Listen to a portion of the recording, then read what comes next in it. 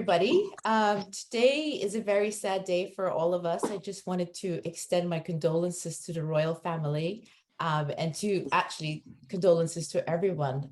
Queen Elizabeth died this morning, and she was our queen, everyone's queen. She was an amazing person. So rest in peace, Your Majesty. And also today, we will be talking about mold.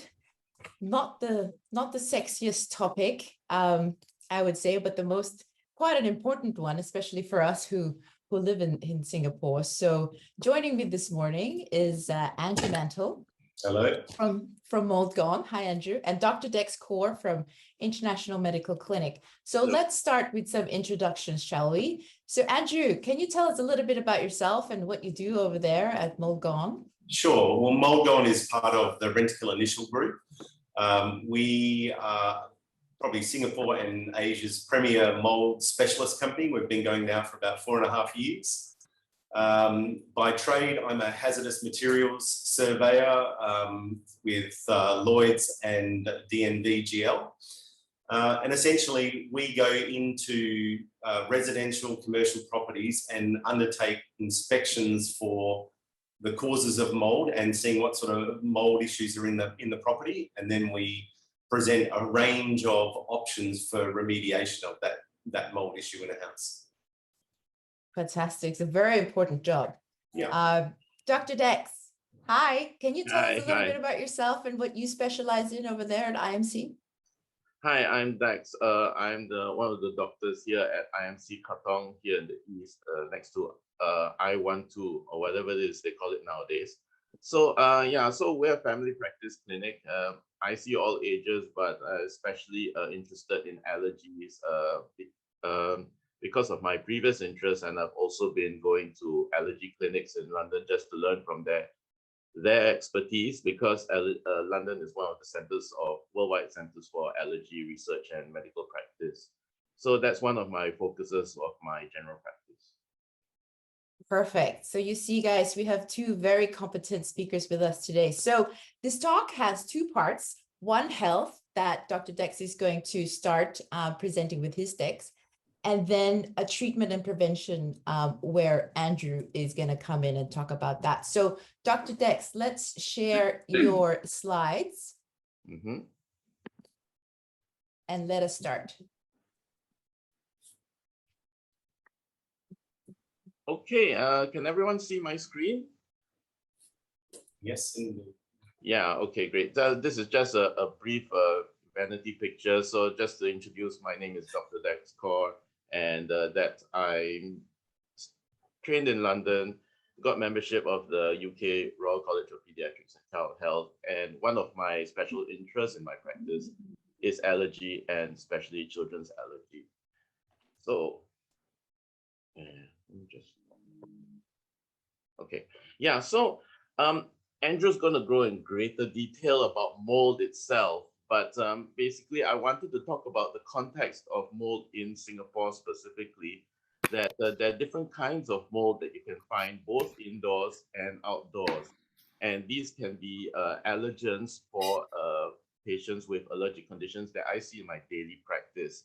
This is just just to show that there are different species of mold that are found indoors and outdoors. So there is a difference. Okay, so the main thing I wanted to talk about is the two main conditions of the allergy conditions that we see. Besides eczema, it's asthma and allergic rhinitis. And asthma is one of the things that we always think about. Oh, some people had childhood asthma, they had wheeze, etc. kind of thing. Maybe they grew out of it. Maybe they had adult asthma also. But one of the things that we talk about in Singapore context is the rising incidence of allergic rhinitis, and it's rising in proportion to a changing lifestyle and living standards as they increase. So for example, in Hong Kong and Singapore, the asthma, which has always been there, is also starting to have this rising incidence of allergic rhinitis, in addition to the greater awareness of this kind of condition. Many of us call it sinus problems or hay fever. And in the West European countries, not often there is a seasonal component to it. So there's seasonal hay fever. You know, the birch pollen goes through Europe, and then you get a very serious symptoms as the pollen sweeps through the country in the spring and into the summer. In Singapore, we tend to have more of a perennial issue because there are seasonal allergies that come forth, but most of the time, when people have problems with asthma and allergic rhinitis, it can be year-round. And both of these conditions, major conditions, have common triggers of mold, pollen, and house dust mites. So just to talk about the main triggers again, house dust mite is the biggest one, but there are also issues of insects, mold, and pollen. And when I see patients with allergies or allergic conditions, one of my first things to do is to do a skin prick test to test for whether they actually have a skin reaction to these kinds of allergens that are actually just lightly poked under the skin. The most common one that we find is house dust mite allergy. And we all know roughly how to reduce house dust mite: change the bed sheets, etc., do more frequent vacuuming with a proper vacuum cleaner, etc. And all of these things my patients will do. But what happens after that is that there may be an improvement in the symptoms after the house dust mite reduction, but sometimes there isn't. And then I have to go deeper into exactly which house do you live in, what kind of housing are you in, how old is the housing, and I have to talk about things like mold also, because besides house dust mite, mold is an equally common allergen that we've seen in our local context, include just as common as pollen, grass seeds, and insect or animal dander.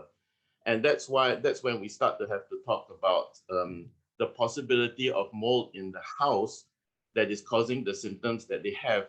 Especially some of us live more indoors than outdoors. It's a bit different, but our lifestyle is very much indoors nowadays. And the time you spend in the house may actually, what's going on, the quality of the air in the house may actually be affecting your health. And that's when we start to talk about other things like whether there's any damp or mold in addition to the pets and etc. kind of thing. So anyway, that's my take on the importance of mold in Singapore. So obviously, I'm happy to have field any questions on the allergies in general, on mold, but I think we'll leave that to the end of the presentation. Right now, I'd like to hand over to Andrew, who can tell us a little bit more about mold. Thank you. Thanks, Dr. Deck. So let me just Stop screen share. Get at here. Sorry, I'm the amateur one that's putting it together. Okay, so I'm going to go through a little bit of information about mould. Mould, obviously from the fungi family, but I'm not going to give a history of mould, and I'm not going to talk specifically about different species. So it's just to give you an overview of what we see as the issues and what we do as a treatment course. So mould is commonly found all throughout Singapore. If you look outside the door, if you look outside your window, it's on the trees, it's on the walls outside your house, it can be everywhere. The important thing to realise is that the aim of what we do is to have as less as mould indoors as possible. Mould comes from a range of different species and can be pretty much any colour under the rainbow. So we often get calls about people being very concerned about blackening on their ceiling, and they've done a quick Dr. Google search and thought that's a toxic black mould. It's usually not. It's a type of a white mould that's going black because of constant moisture and dirt being attracted to it. So what causes mould? Well, there's what I specifically look at is like two key issues. One is the amount of moisture, and then the second is a food source. And that food source can be anything that was once living, paper, cardboard, leather, timber. Mold loves something organic to grow on, and if you have high levels of moisture, humidity, and a warmer temperature, that's pretty much the whole of Singapore, it's the ultimate growing location for mold. Where do we find it? Well, obviously in Singapore, as we move to a very enclosed built environment, so air-conditioned rooms, apartments where we don't open up and ventilate on a regular basis, is the perfect breeding ground for mold. One of the biggest causes that creates that mold issue is when we have an air-conditioned room like a bedroom, and in the morning after using the air conditioner, we're opening up the doors and windows to hot, wet air that enters into a cold room, and that forms condensation, which starts the mold cycle.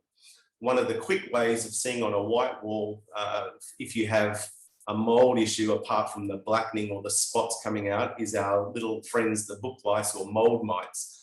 They need mold to survive. So if you're seeing those in a room or on a wall or a ceiling, that's generally a pretty good indication that you've got some sort of mold issue occurring.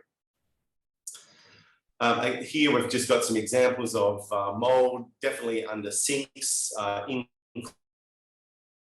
corners. The Y is usually down the bottom of a wall or at the top of the wall, or hot air rises. So the mold moves, the hot moist air moves to the top. Down the bottom of the wall, cold air goes to the floor. So usually you get more moisture down the bottom of the floor as well. Ceiling mold is one of the most common occurrences here in Singapore. If you look at the picture on the left, we usually see that because one of the easiest things to have done in Singapore is painting. So if someone just simply paints over the mold grows back through the paint. You need to kill the mold first with a chemical before you paint on it. And then we see things like this top right picture. That is underneath a drawer of an IKEA shelving unit. This one happened to be a baby's change table. That raw MDF material is one of mold's favorite foods. And then the bottom photo, inside the AC ducting at a condo in Sentosa, because there's very few people that actually clean the ducting here in Singapore. Frozen, doesn't like me.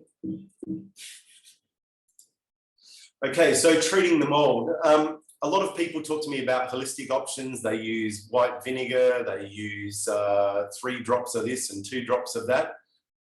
Realistically, in this climate where we have such high humidity and evaporation rates are really high, you're probably just feeding the mold. For example, white vinegar, 5% acetic acid, 95% moisture or water. If you apply that to if you turn the cup upside down on a patch of mold and left it overnight, it would definitely kill it. But if you're applying it here in Singapore, spraying it on the wall and wiping it off, you're probably feeding the mold. So the important thing is you've got to break the cycle, and to do that, you've got to use something that's a proper fungicide. Mold's part of the fungi family, and you've got to use a fungicide. So those are the sort of products that we have on our website. They're FDA approved, non-toxic. We only use FDA approved non-toxic products in our remediation works. The main one that we recommend is from the herb thyme. It has an extract called thymol, and that's a fungicide, viricide, bactericide, and the CDC also registered it as a COVID killer. So it kind of does everything, and being non-toxic. So if I move on again, okay, staying mold-free. The first thing you've got to do is reduce the humidity. So putting ceiling fans in a room and keeping airflow assists in doing that, but ultimately you have to have an understanding of the room. And this was something Dr. Dex was saying as well. Often we'll go into a condo and the left side of the condo is much hotter and more humid than the right side, or one side is closer to a pool, or the lower floors are closer to the pool. Every unit has a different issue. So that's part of our inspection process. The other things to consider: reducing clutter in a room, installing moisture absorbers in cupboards, change the way that you use your AC unit. I go into teenage children's rooms and their air conditioning is set at a sub-zero temperature. The rooms are so cold, the walls are dripping. You're just asking for trouble. Learn about the dry mode on an air conditioner, or ask us. Vacuuming dust up. And again, Dr. Dex mentioned this about dust and dust mites. You must have a HEPA filter vacuum. If you're using a cheap, under $100 vacuum, you're just spraying the stuff straight out the back.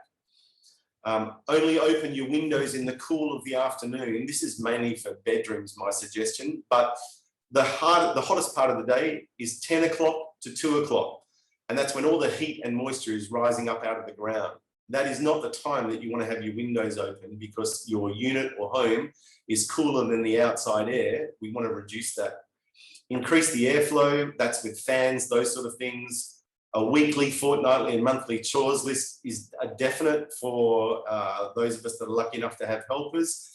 Definitely changing your hippos on a monthly basis, vacuuming areas on a regular basis. Set a reminder in your phone for the moisture grabbers. And this is one of my key ones about winter clothing or clothes that you don't access on a regular basis. I put all mine in vacuum bags, and inside the bag, I put a 250-gram Thirsty Camel that absorbs any moisture that gets in there. And I can speak from experience, because I just spent a whole weekend cleaning 2 leather jackets that were green by the time I pulled them out from under the bed. Okay, so the important things to consider. AC units do not bring in fresh air into your room. So you are sleeping in a room that recycles air on a 9 or 10 hour basis. It is so important to get your air conditioning in your bedrooms chemically cleaned at least annually. The other thing, the important thing there is to consider a air purifier. And again, Dr. Dex mentioned this as well. I am an absolute believer in air quality in a bedroom. Get rid of the old style mops that I go into people's houses where they've just had the floors mopped, and it's like a swimming pool on the floor. So much moisture in the house. If you use those old mops, that's just going into the environment. Old books and storage items, they just attract mold. Let your skin be the guide. If you're sweating, turn on the dry mode, keep your bathroom doors closed. Please don't dry clothes in bedrooms or lounge areas, but if you have to, have a dehumidifier running in those areas. And if you can, keep your shoes outside. So what do? We come in, we do an inspection, we look at what areas where the mold is, and we give you a detailed report of what we would do to fix the issues. The majority of what we do is the non-toxic FDA-approved chemical intervention. And then in most cases where there's a serious problem, you need to consider repainting over that mold, getting your air conditioning chemically treated. The important thing again comes back to the chemicals. There's a lot of companies out here that advertise a $50 chemical clean of your air conditioning. You really want to know what chemicals they're applying to an air conditioner, because that's going to be sent straight back into your kids' rooms. We only work with Healthy Air, the healthyairco.com, which we'll get to in a minute. They use the lowest toxic available chemical. It's toxic because it has a surfactant in it. So the surfactant breaks down the grease in the buildup. Maintenance, air purifiers, keeping the humidity out, they are the key things to consider. So I'm not going to go to that. We've just spoken about that. Mold consumables, hippos, thirsty camels in the cupboards, they're most important to consider. If you have any concerns, the best thing to do is to get us in for the inspection, and we can then give you a detailed plan and tell you what you can do to change the issues within your home. I've already spoken about painting, air purifying, maintenance. The company that we work with is Healthy Airco. Again, it's all about the chemicals that they're using, most important. If you have any concerns, WhatsApp us or contact us by email. We can come and have those areas checked out. The processes that we use are all, we photo document all the treatment, everything we do, so you have a record for your landlord or for yourself as the owner. The services that we provide all detailed to you within the report. So again, not as glamorous a photo as Dr. Dex, but there you go. Okay. Okay, thank you so much. That was very informative. Thank you very much. So let's start with the Q&A, and I can see on the chat there's a bit of a few, but I actually have a question for Dr. Dex. Dr. Dex, if you didn't have allergies and all of a sudden you start sneezing and you start having these allergy symptoms, can that cause, how do you approach that with your patient? Like, basically, I have a general allergy kind of approach that considers whether it's an upper airway issue or a lower airway issue, because that's always the problem, that you have to find out which side of which system is actually being affected. And I've even had some patients this week who came in with mixed airway issues, and upper and lower were both inflamed at the same time. So it actually very much depends on the patient's story, or sometimes the parent's story very commonly, and my examination when I do see them, and then when we do the skin prick test. Because sometimes there's also these things called vasomotor rhinitis, which is non-allergic. For example, there are some people who always start sneezing when the temperature changes or the humidity changes. It may be allergic in nature, it may not be allergic. Because remember, when we say allergic, it means that caused by some form of dysfunction of the immune system. And not everything that we have, not every reaction that we have, not every symptom we have is actually allergic in nature. For example, I used to have seasonal hay fever when the pollen came in the UK, and that was only like after 5 years of pollen seasons. And one of the possibilities was that I was sensitized as I lived in the same country for successive seasons. So sometimes I've seen some patients in Singapore who actually have not immediate symptoms in Singapore, but actually after a few years of living in Singapore, they start to be sensitized to the allergen, and their symptoms actually have gotten worse after living in Singapore for a certain period of time. Okay. This is a one question. Are mold and fungus the same thing? Who wants to answer that question? Andrew? So mold is from the fungi family. So the fungi family is the broad leaf of the family, and then mold is part of that system. So yeah, essentially the easiest way to say it is they're part of the same thing. Yeah. Okay. Are there, well, Andrew, you say that mold is everywhere in Singapore. Are there, better areas in Singapore that is better to live so you don't get mold? Yeah, look, so if I had to say the areas that we do a lot of work, it's the areas that are closest to water. So that's kind of like why Singapore is such a great area to have a mold business in. But definitely Sentosa, Vivo, we're doing an enormous amount of stuff out at Punggol and Jurong now, as well as these new condo developments open up and new HDBs open up. We're seeing those sort of issues really become more and more prevalent. Okay. And you mentioned a thirsty camel. What is that? Is that the same as a thirsty hippo? Yeah, thirsty hippo is the plastic tub that you put in your cupboard and it fills up with water. A thirsty camel does the same thing, but it's in a pouch like a diaper, like a nappy. Right. So if you have a thirsty hippo and it falls over or the kids touch it, that liquid inside there will ruin whatever it touches. It's a not really a toxic, super toxic chemical, but it's calcium chloride. It's a really quite aggressive absorbent. So we use the thirsty camels because once it's inside the pouch, it turns to a gel. So much safer to put in a zip bag, or like I have a lot of clients that have wonderful handbag collections that they want something in there that will not damage their handbags or their shoes. Yeah, we were quite upset with thirsty hippo. My wife actually lost a bag to a thirsty hippo that fell over in the cupboard. Correct. We're still upset about that. Yeah. So's your Oh, wallet, no. Dr. Dex. Did you buy her a new bag, Dr. Dex? Uh, Not yet. Not yet, not yet. Not yet. I'm quite guilty. I have to say I'm quite guilty of not changing those hippo guys. You forget. So, Yeah. So you know, my tip for that is a reminder in either your phone or your helper's phone. Every 30 days, you want to go and check it. Yeah, like if you choose to use the hippo one and risk your handbag, if it's 3/4 full, change it out. Don't think, oh, well, it's, like you can buy, you don't have to buy the hippo ones, you can buy the generic ones. But you've got to change them on a regular basis. That is part and parcel of Singapore living. Or you have a dehumidifier in the room. yeah, okay. I shall remember that.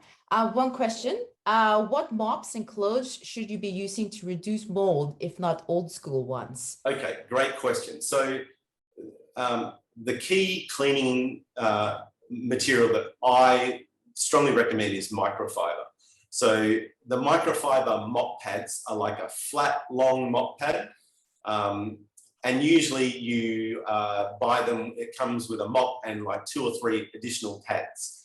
The beauty of that is that you don't have to use a lot of water. The actual microfiber, the design of microfiber lifts and picks up a lot of the dirt. The other good thing about it is when you've used it, you take the pad off the mop and you put it in the washing machine on a warm wash. You don't really even have to put in detergent, and wash the pad and then hang it out to dry. A good quality one, like the ones on our website, we use them as part of our cleaning process. So I know how long they last for. A good quality microfiber pad lasts for like a year or 2, no problem. Okay, they last that long. Okay, Yeah. that's and good far tip. less water. And far less water. Because you Yeah. always, I always would think like, dunk it in water, do your thing. True. But that's And there are some new funky mops that you push down and they spin and they do all those sort of things. But part of the issue is that you use that mop and then you go and put it outside in the laundry next to the air conditioning blower, and you've got a wet fabric material that stays outside in the open air. It grows mold as well. So you're kind of like creating a perfect environment for mold to grow. oh my God. I'm starting to think of my own yard area because I have a dryer, like many people have a dryer, but my hose doesn't quite connect to the outside, kind of thing. So actually, sometimes the yard area gets very damp because you're running a dryer, especially in the wet season. Correct. And a lot of people's laundry area backs onto their guest bathroom. So that dryer heat moves into the bathroom. You get a bigger complication. Oh God, okay. Wet season, that's another question I'm going to ask you later, but let's just go through what we have here. Do you have any DIY method within Mouldgone that you can suggest people if they just suspect what they have at home and they can buy, the DIY kit from you? Do you have that? Yeah, so that's a great question. Obviously, it all depends on, like, if it's a small patch about the size of my hand, I would say have a crack at treating it yourself. In saying that, there are often, if you have one solid black patch that's the size of my hand, there's probably a reason for that. There's either a leak or an air conditioning ducting that's creating a wet patch. But on our website, we have some prevention kits that we've put together. And if that person wants to WhatsApp to us, we've done some videos. They star me. They're not fantastic, but we go through how to apply it and how to use it. Yeah, definitely there's some DIY options. What I will say is if you are going to do it yourself, we use 2 different chemicals when we come and do it, and we have some very expensive machinery. If you're going to do it yourself, you probably need to do it twice. Yeah, like you say, if you do it the first time, give yourself an hour break, have a coffee, and then do it again. Oh, okay. So yeah, do it twice. Okay, that's a good tip. Why twice? Because once won't kill it? Yeah, so like if something's like a dark patch, the first time you do it, you spray a chemical on it, you wipe it off. Where most people go wrong is that we've all been taught for years of advertising, spray and wipe.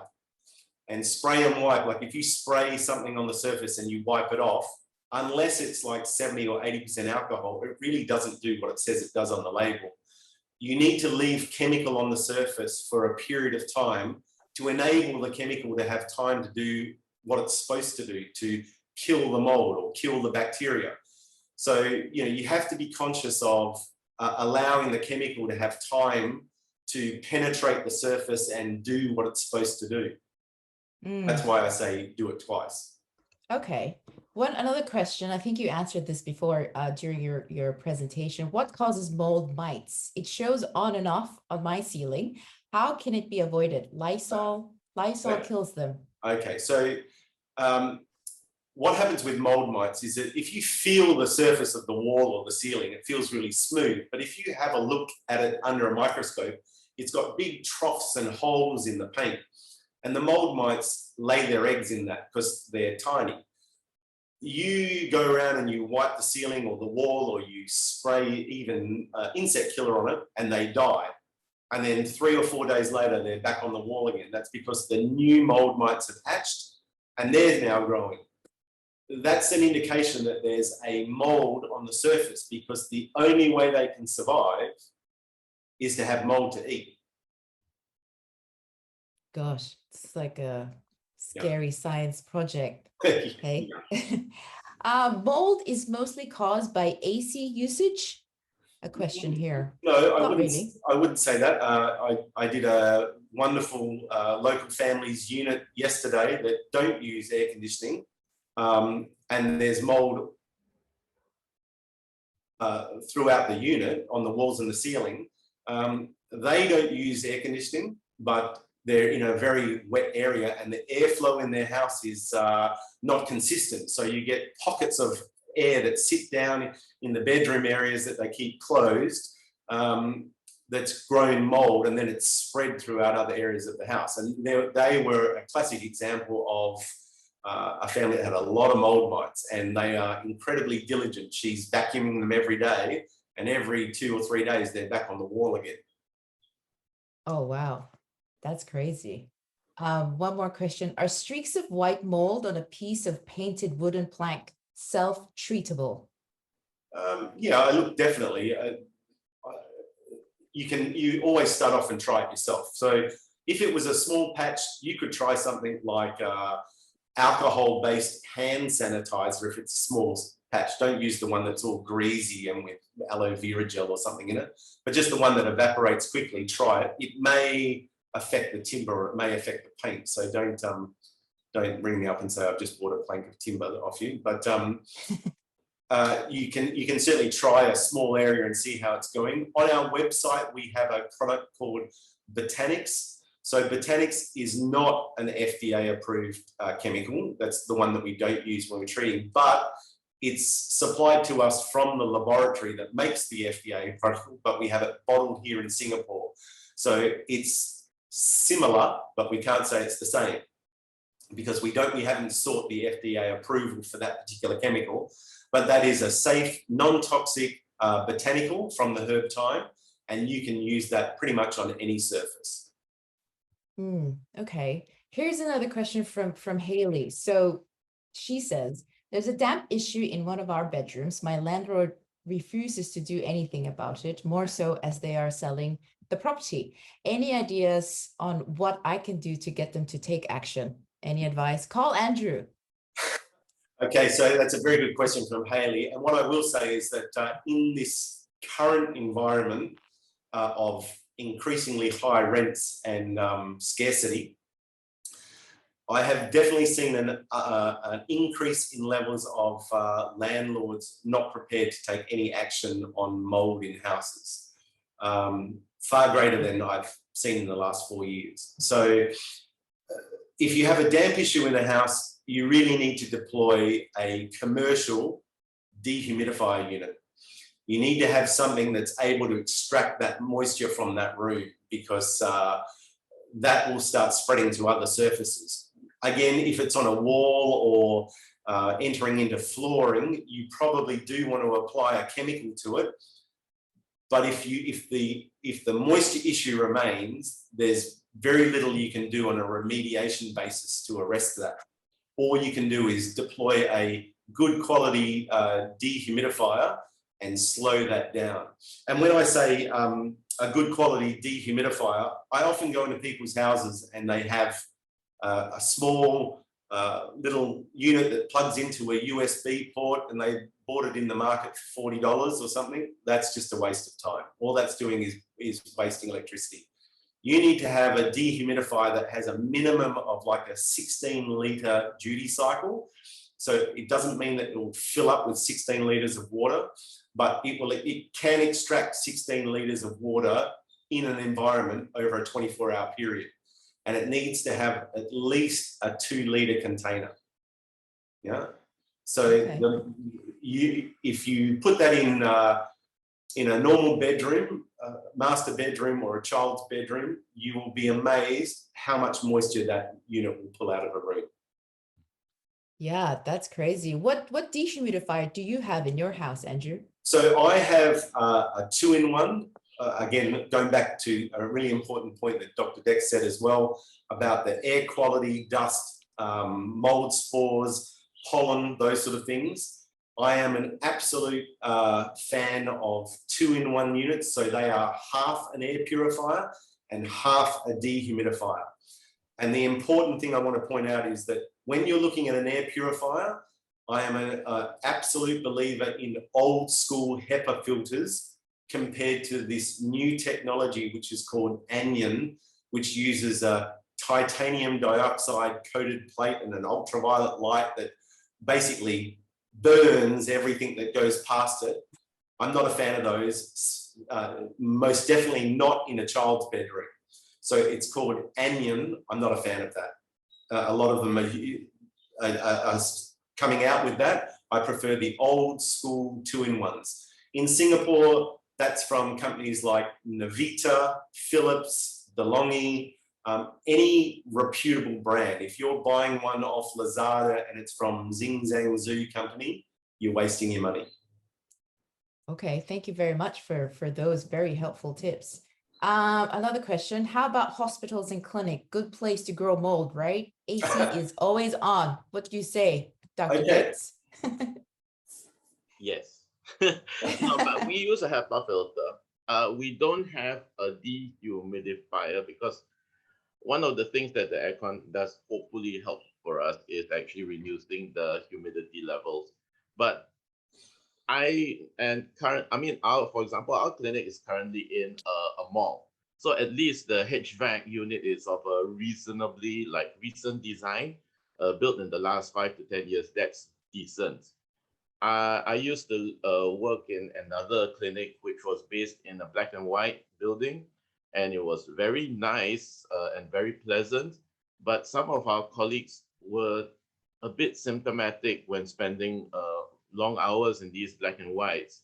And since then, basically the fabric of the building is probably moldy also because it was just built to a different code in a different era.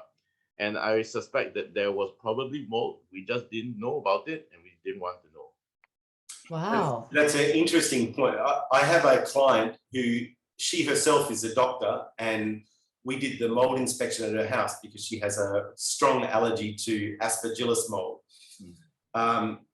She had a little bit at her home, but she asked if we could come in and do an inspection of her office at a very large doctor's practice in Orchard Road. So I think there was 35 consulting rooms in this practice. I would never go to that doctor's practice. Like she's left now. I could not believe what was in doctors' rooms. Around their ceilings and the air conditioning vents and on the walls. And I had the same thing in a dentist practice. I went in for a checkup, and as they've tilted me back in the chair, I've looked at the ceiling and I've pushed the button that brings me up and said, I'm not staying in here. That's like here. I've never seen anything like that. That was out of control. Wow, that's crazy. You know, the important thing that I guess what the point I want to make is, if you're going into these environments, hospitals, one of my colleagues sent us a photo inside KKK hospital the other day of mold on the wall in the waiting areas and around the ceiling. If you're going into these sort of environments and you're going on a regular basis, you really want to have a look around and be considering the air and the quality of the air that you're breathing in those environments. Yeah, very, very important. Another question, can we use charcoal inside wardrobe instead of thirsty hippos? Okay, Charcoal? so this is a old Singaporean method. You put like barbecue charcoal inside your cupboard, and it does all wondrous sorts of things. Charcoal has very little absorptive qualities. And if you're going to put, what it does do though, is activated charcoal does absorb VOC. So if you have like an older cupboard and it has that sort of like old stale smell in it, or a bathroom cupboard, if you put a bag of activated charcoal, and the one I particularly like is activated bamboo charcoal because it's much more environmentally sound, and you need to get like a 500-gram bag on Lazada or Shopee, that absorbs VOCs, the smells, but not moisture.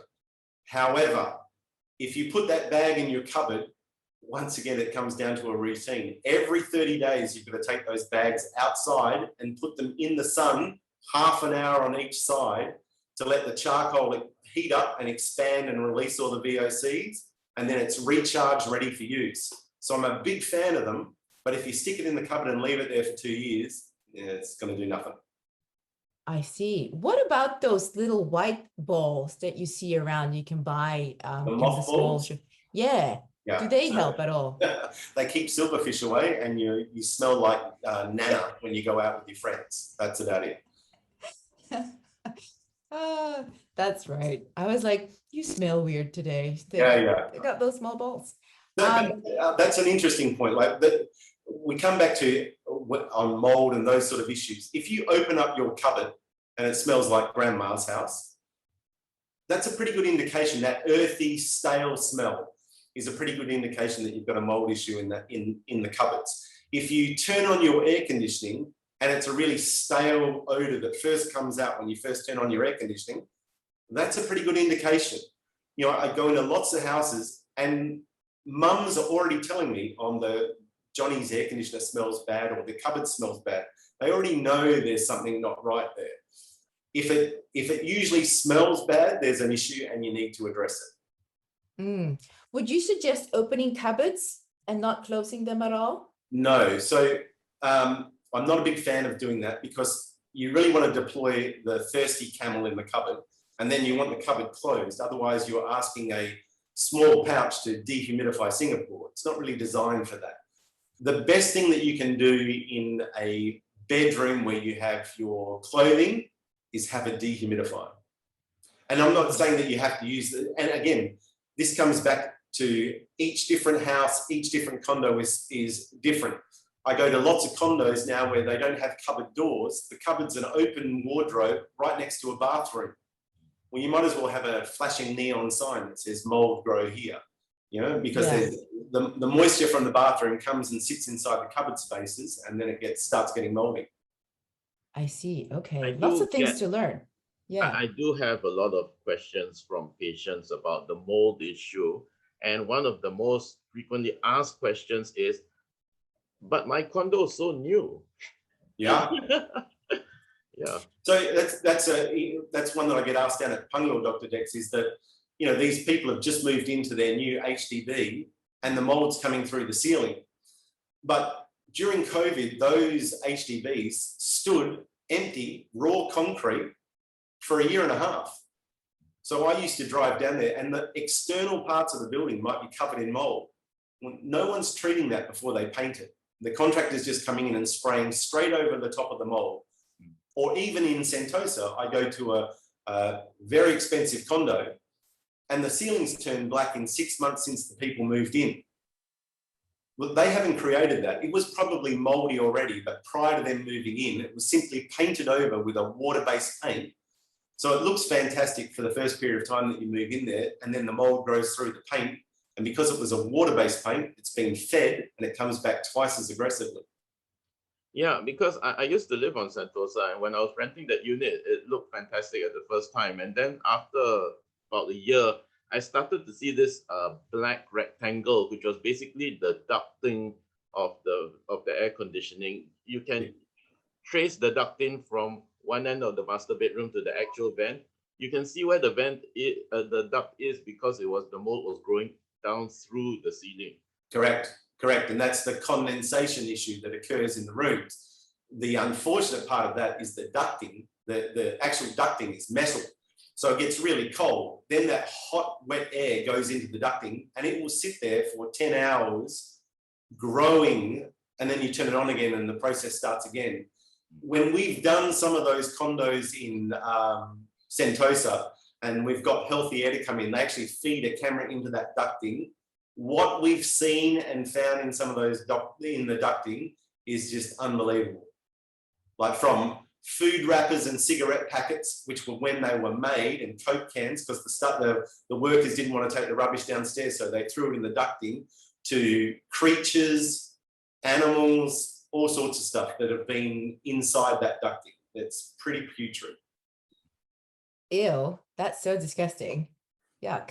Okay, another question. What would you set a dehumidifier in terms of humidity percentage, ideally? Okay, so they go down to as low as 40 or 50%. That's just so unrealistic in Singapore. I set mine at around 60, 65%, and I run it in my bedroom for 2 hours in the morning because I'm an Angmo that needs air conditioning at night. So I definitely run the air conditioning at night. I wake up in the morning, I turn off the air conditioning, I put my ceiling fan on, I close all the doors and windows, especially the door to the bathroom, and I run the dehumidifier for 2 hours on a normal day. If I wake up and it's raining and it's really humid, I might run it for 4 hours in a day. Okay, that's a good tip, actually, because usually when people wake up, they open the curtains, open the door, let the fresh air in, right? Yeah. So I am definitely not against people having fresh air, but there is a time and place for it. The way I try to explain it to people is it's kind of like us sitting around a table and I pour everyone a cold glass of wine. Instantly, there's condensation on the outside of the glass. The same thing happens in a room. If you've had the air conditioning running for 8 hours and everything in the room is cold, the wall's cold, the floor's cold, the ceiling's cold, inside the cupboards are cold, and then you open up the doors and windows and let hot, wet air comes in, you get that same condensation occurring all the time. That is such a great description. Now I see. I've been doing it all wrong. Yeah. My entire 20 years here. You have to come. You have to come over. Oh my God. Okay. Another question. Do houseplants contribute in reducing house mold? That's a good question. I never thought about that. They don't reduce it. The most issue I get is how come I've got so much mold over my houseplants? Again, it all comes down to the humidity level in the house, how many houseplants you have. If you've got 1 or 2 in your lounge room, no biggie. I went to a house recently where the family had a living wall, like one of those floor to ceiling wall things with a pump. And that house was unbelievably moldy. The kids were all sick. The mold was all over the wall in that room. Those sort of things, that much moisture in an environment is going to create issues. A little bit of mold on the top of the soil on your plant, I'm not really getting too concerned about, but it's certainly the house plant, is not going to clean the air. It's not going to reduce mold. If you filled your house with houseplants, every square inch with houseplants, it still wouldn't purify the air. That's what the air purifies for. Okay. And in your opinion, should we all have a dehumidifier in every room of the house? Look, that's probably unrealistic. I concentrate primarily on the bedrooms. So to me, bedrooms are sanctuary. So that's where we go to recover and recuperate. That's where I focus my attention. Yeah, like definitely things like bomb shelters, storage rooms, not every day, but it's the sort of place that, like a bomb shelter, I would buy a secondhand dehumidifier and leave it in there that runs every 2 days just to take the moisture out of it. But bedrooms, I would do daily. Okay, good tip. Another question. Can the naked eye see mold mites? Yeah, easily. Can we? Yeah, easily. Yeah. Okay. And I think I skipped another question here. Okay. How bad is a mold exposure for half an hour? Okay, so Dr. Dex is probably best to give you his view on that one. Well, okay, that means me, right? Okay, so it depends on the proximity. You know, the dose makes the poison. So if it's close to your, for example, where you lay your head at night, it would matter more than say if you're someplace where you visit the yard area that you might spend some time in, like half an hour, and then you walk away.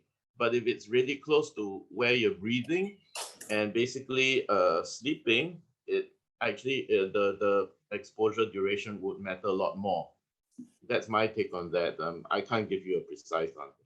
Yeah, can I just mention something else, because Dr. Dex touched on it, but one of the issues with mold is mold exposure is not like suddenly getting the flu or a virus and you're perfectly healthy today, you're sick for a week, and then you're back being perfectly fine again. What I find is that people sort of go, okay, and then they get to a certain point where they've been exposed to mold on a regular basis where their body just says, you know what, that's enough. And then so for me, for example, I'll share personally, I don't really suffer like going bad mold effects, but if I go into someone's really, really moldy house, that night I get really bad eczema on my elbow and the back of my two knees. It will wake me from my sleep because my body has no ability to continually deal with an exposure. So I get a reaction to it.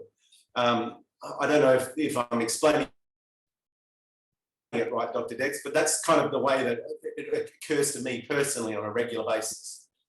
Yeah, because the thing is, we are not what we call immunosuppressed, immunocompromised, because there are some patients that we do know that have low functioning immune systems. They're the ones who actually end up with fungal lung infections or whatever other serious fungal infections. So most of the time, our immune systems are competent and able to deal with the threat, but because they are continually exposed to this challenge, that's when you start to get inflammation and eczema, allergic rhinitis, and asthma symptoms. Yeah. Yeah, good explanation. And I suppose, people are different reactions. People have different reactions to it, right? And people totally. So show different things. I can give you an example of another client that incredibly fit lady, runner, yoga, regular gym work sort of stuff. And they moved into an old style bungalow. And within about six months, she couldn't get out of bed. But her husband's living in the same house and he's kind of looking at her thinking, this is ludicrous. Like, she's got an easy life. She should be out enjoying it. When we did the mold inspection, I'd never seen anything like it in the bedroom and the kitchen. So when we pulled the headboard away from the wall, there was moisture coming from the ceiling into the wall cavity itself. The shape of the headboard was like black. The mattress had fused to the bed because the moisture was coming up through the floor. But he was not affected by it. She was knocked off her feet from it. So everyone reacts to things differently. Yeah, definitely. Wow, that's crazy.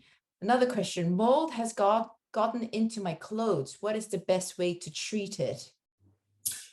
So you've got a couple of issues to consider. One, if it's a delicate material, a sari or a high-end product, you're going to have to send it for dry cleaning. If you're going to look at washing it yourself, you have to wash in at least 60 plus degrees. So if it's a cotton, it'll probably shrink, but it has to be at least 60 plus degrees. Again, personal experience, my vacuum bag full of jumpers, the vacuum failed. The vacuum seal failed and I had to wash them all. I filled up a bucket. I bought a bottle of the Concrobium broad spectrum. I soaked all my jumpers in that for at least 30 minutes. And then I washed them individually and let them dry out in the sun. That was the only way I could get rid of it. Wow. Okay. It's a very long method actually to get rid of it, but it's definitely essential. It's essential. But you must wash the clothes in at least 60 plus degrees, and especially children's clothes, but you can't put them back in the cupboard if the cupboard is still moldy. Yeah, you just have the same issue occurring. Yeah, because then it will repeat itself. So you have to treat the cupboard as well. Oh, okay. This is a very broad question, Dr. Dex. Can mold cause asthma? It can contribute to asthma. It can make your asthma worse. And removing the mold might help your asthma. I'm not sure if it's going to make the asthma go away completely, but it could be one significant factor for some people. Again, the house dust mites are the main allergen when it comes to asthma and allergic rhinitis. So that's why we always first pass, we ask them to sort out any issues with house dust mite.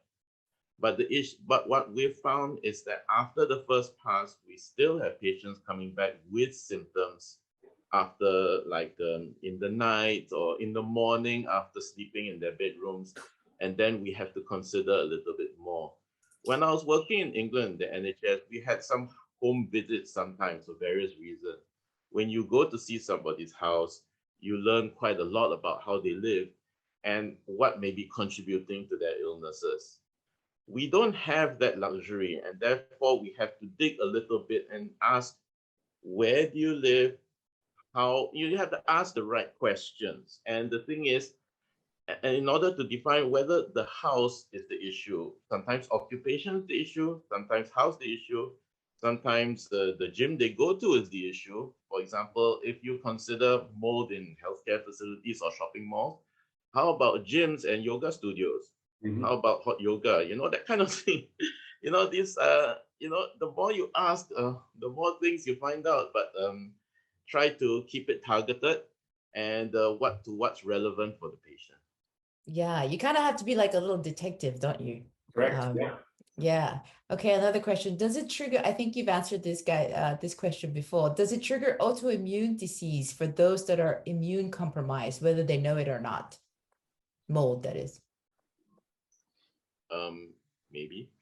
I can't go into much detail about that. Yeah. So there have been a couple of studies that have been done about the exposure to penicillium mold, where constant exposure to that reduces your immune system. But it's part of maybe a whole range of issues. But when you're exposed to that penicillium type mold for a long period of time, it can I've definitely seen people that have issues related to that. Yeah. Okay. This is a good one actually from Yan or Jan. Are some types of mold good for the body, like the mold on cheese? You know how people love to eat old cheese.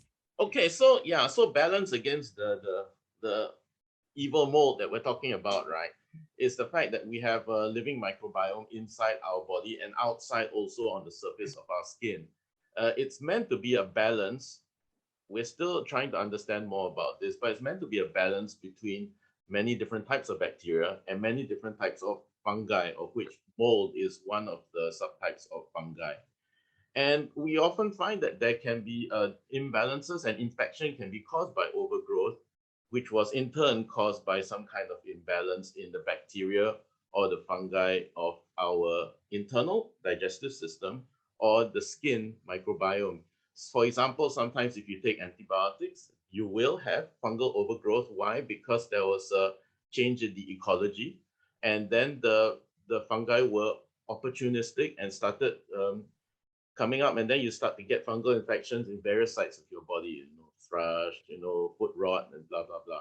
But so these kind of things happen, and that's why when we do give medications, there are consequences to be considered.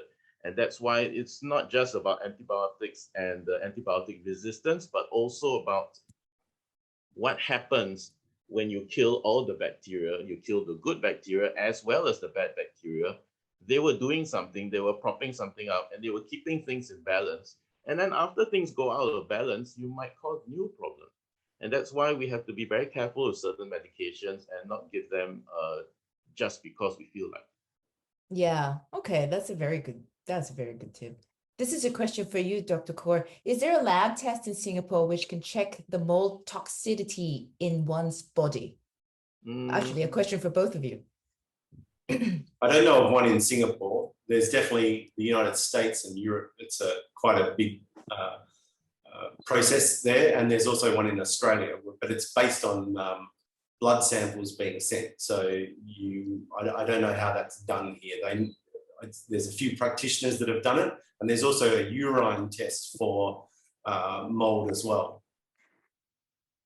Okay. And Dr. Khor, just going back to like the skin prick test, can anybody come to your clinic and do that? Can they come and see you and just do that randomly? Yeah, so we offer the skin prick test for adults and children, but currently we don't do the babies or the toddlers right now, because the thing is they can be done, but that's more in a dedicated allergy practice.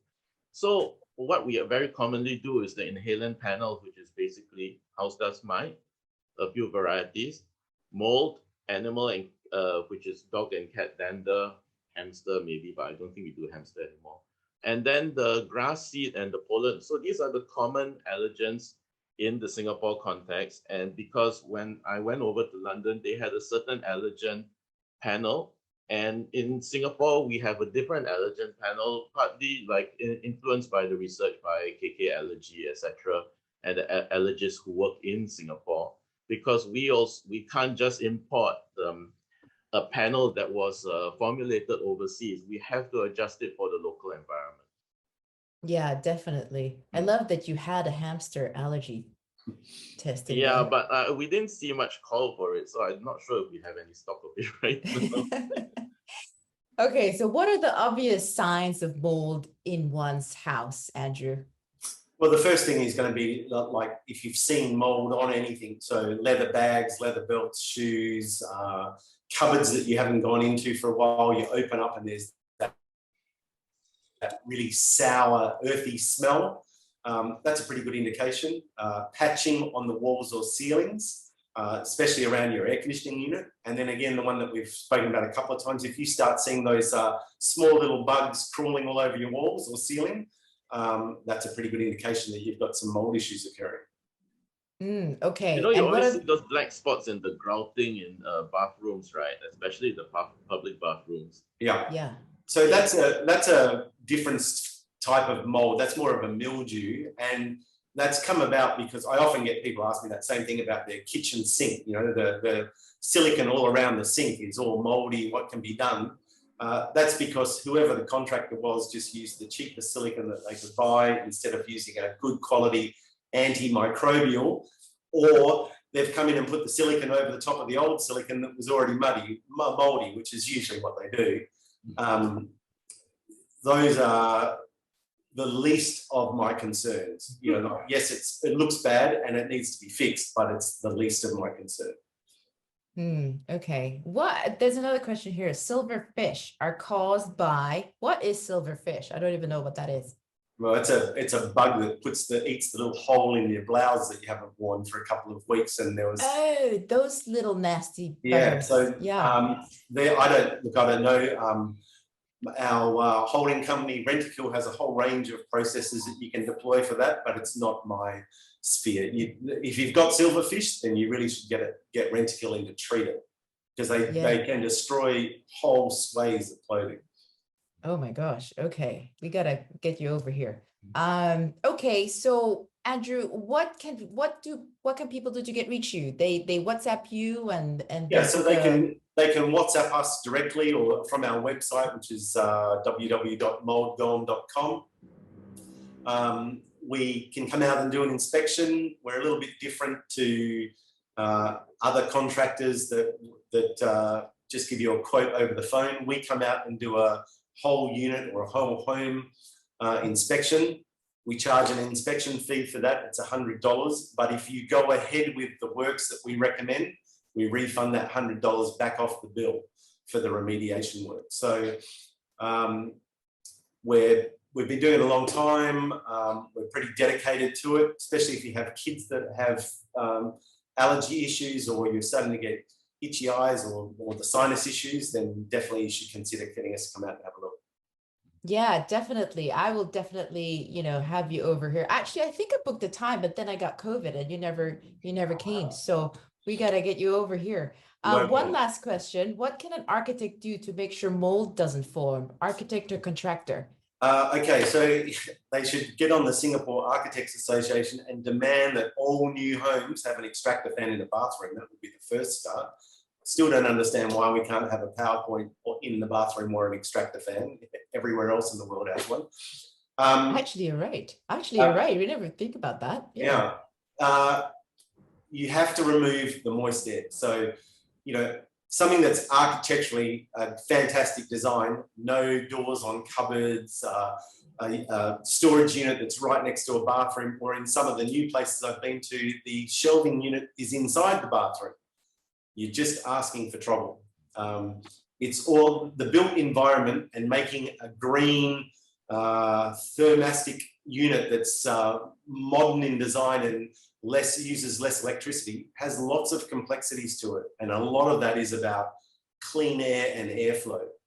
So ceiling fans, airflow, and the extraction of moist air from bathrooms and kitchens are imperative. Yeah, very important.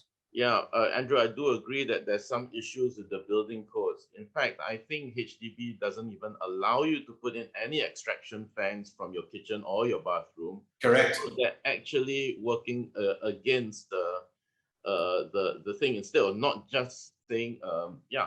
Yeah, I don't understand it, Dr. Dex, but that, like, if I go into every new HDB house, the bathrooms, the ceilings are black.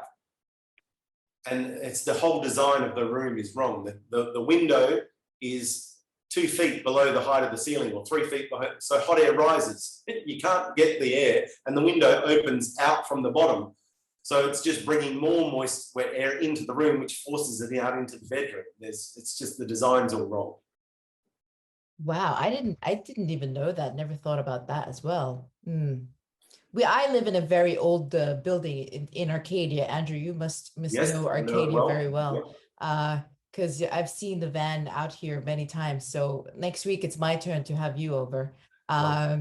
Yeah, all the old buildings, right? They are also very delicate and they stay colder longer. They're much thicker yes. bricks, much thicker walls. So if you air condition a room in an older condo or an older building, the wall stays colder a lot longer than a new modern thin wall building. Well, this is why I had that light bulb moment when you were describing how the white wine, the white wine effect, as you were describing just before. And I was going, bloody hell, I was doing it all wrong in so many years that I've been here. So Get it. There's a big white wine effect in Arcadia. Yeah. Yeah, you have to come over, treat it, and then we can have some white wine. Yeah. So, okay, well, thank you very much. It was very, very extremely informative, guys. Thank you, Joy. Thank you for joining us this morning. I know you guys are very, very busy, but I think you're going to be even busier after this talk, because you all have to come and see us, and Dr. Dex will come and see you too. Dr. Dex, you are based in Katong, right? Full time, or do you hop around the clinics? No, I'm based in Katong. See a lot of young families in the east, especially moving to the east recently.